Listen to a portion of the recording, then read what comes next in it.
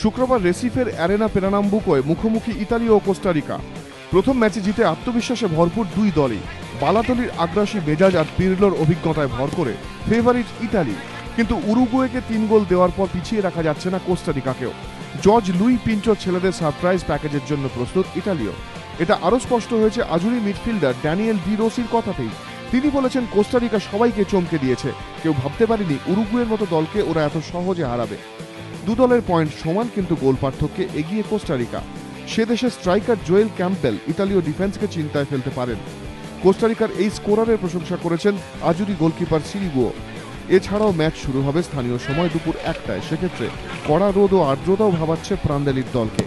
যদিও এর আগে আমাজন ঘেঁষা মানোসে ইংল্যান্ডের বিরুদ্ধে ইতালির পারফরমেন্স দলকে আত্মবিশ্বাস যোগাচ্ছে।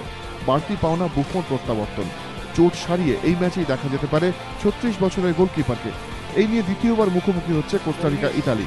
1994 বিশ্বকাপের আগে একটি প্রস্তুতি ম্যাচে দুদল মুখোমুখি হয়, সেবার ইতালি জিতেছিল 1-0 গোলে।